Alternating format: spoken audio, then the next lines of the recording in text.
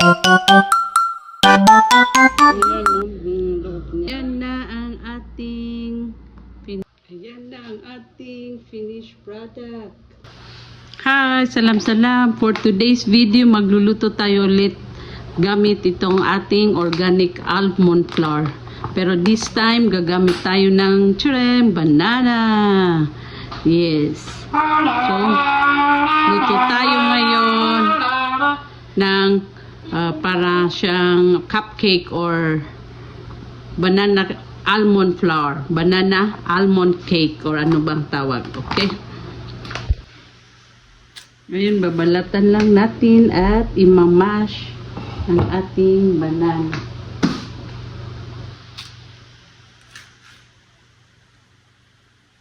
Dalawa. Yan, gagamitan natin siya ng kutsara.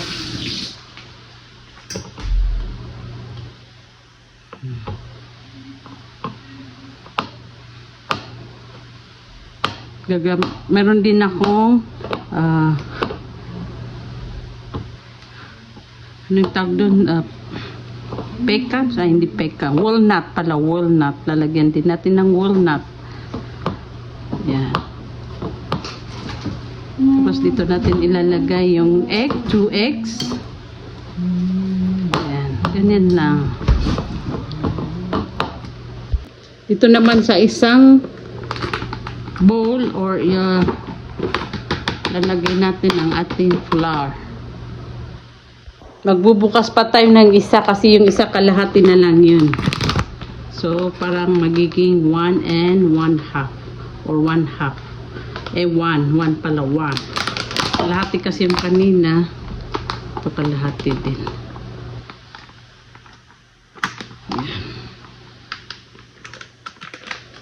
Dagdagan pa natin. Hindi natin maglalagay ng sugar. Kasi yung pangpatamis natin is yung syrup. Yan. Tapos dagdagan natin siya ng baking soda. Gagamit tayo ng baking soda. Ayan. Baking or sodium bicarbonate. Baking soda ang gagamitin natin, hindi baking powder. Pwede din yes, pero gagamitin ko this time is baking soda. Maglagay lang tayo niyan ng hindi pa padamihan kasi yung baking soda na pag dumami na may lasa. Ayan. Tapos i-mix natin ang liquid. Then sprinkle only salt. Kunti lang. Then i-mix na natin siya. Mix lang natin. Ayan.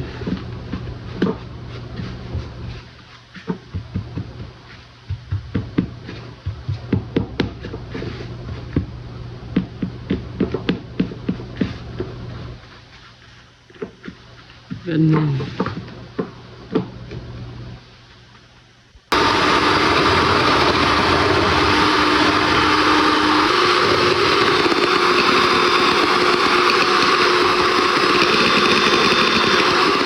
Ibibit naman natin itong banana and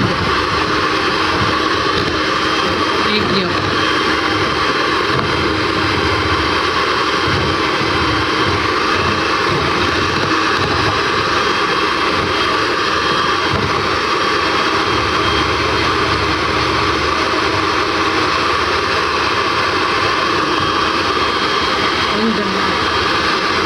Magdagdag tayo ng milk.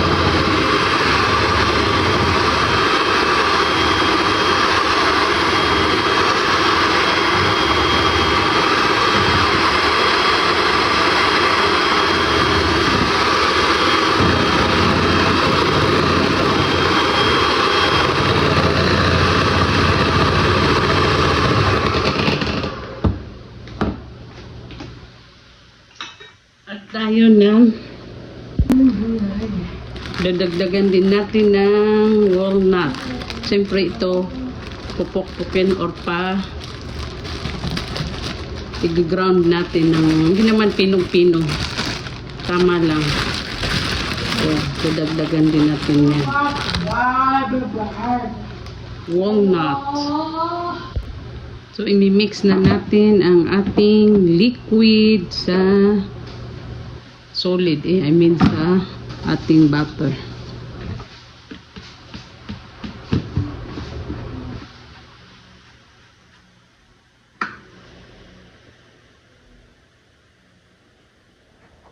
Yeah.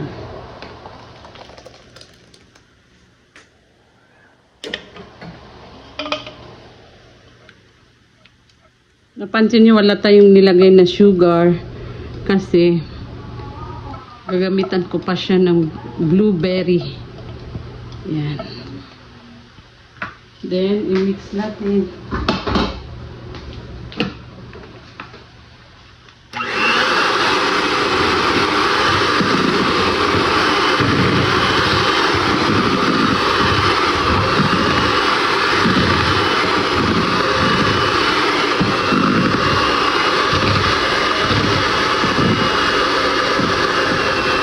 Lagyan pa natin ng milk.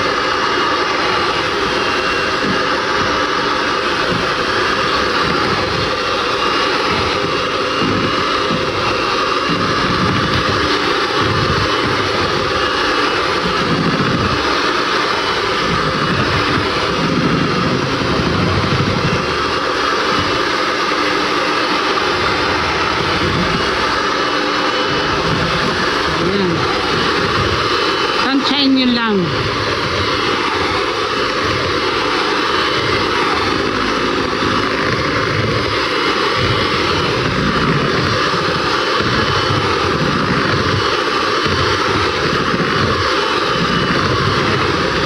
Naman natin ito. Ito is by fold. Hindi natin siya gagamitan ng mixer. By fold yan. Siya lang yung ganyan. Ifo-fold lang siya.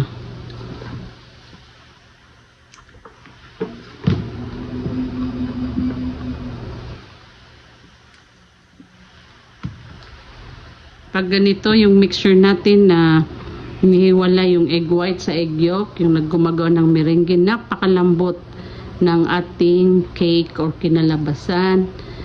Kasi para itong mixture ng yung chiffon cake. Diba yung chiffon cake, napakalambot.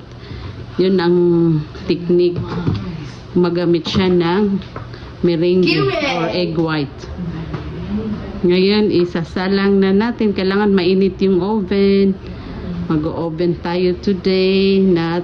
Hindi yung ating pancake. Usually na ginagawang pancake na sa kalan. Ngayon sa oven. Yan. Imimix lang ng maayos. Habang hinihintay na umiinit ang ating oven. Grounded na walnut or yeah.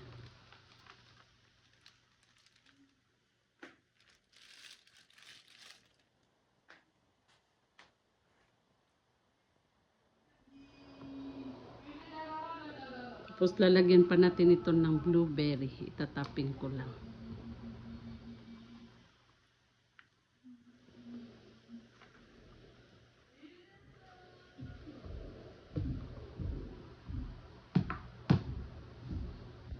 Ngayon, ilalagay na natin dito, but this one is na pahiran na ng oil para hindi dumikit.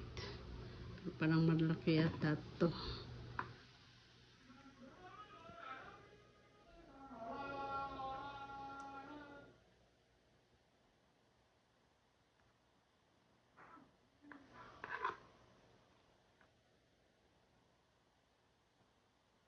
Ay, sobra.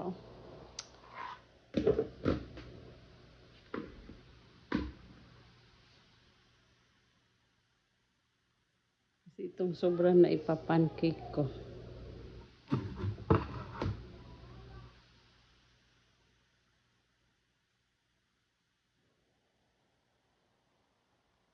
Yan. Tapos lagyan natin siya na lagyan din natin yan ng blueberry. Kasi ito ang magiging tamis niya kasi hindi ko nilagyan ng sugar. Diyan lang natin lalagay sa taas.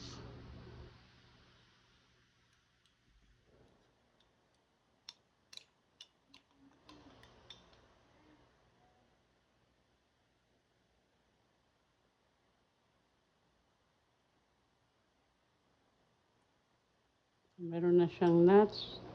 Meron na siyang blueberry.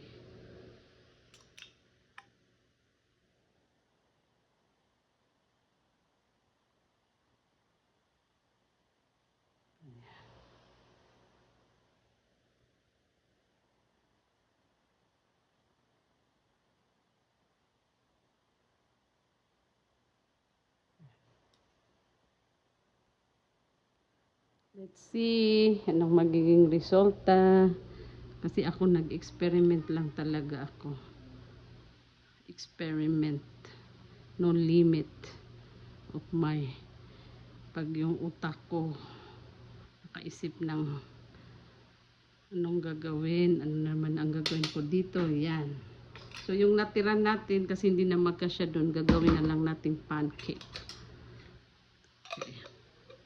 Ayan na ang ating finished product. Wow. Tingnan natin kung luto na siya.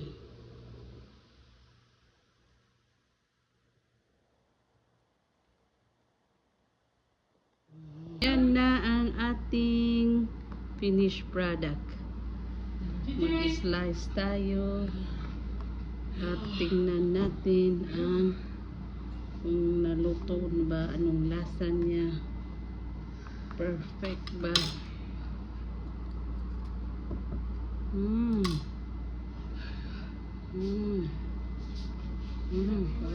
Banana cake. Banana cake na may blueberry. Ayan, no? Loob niya.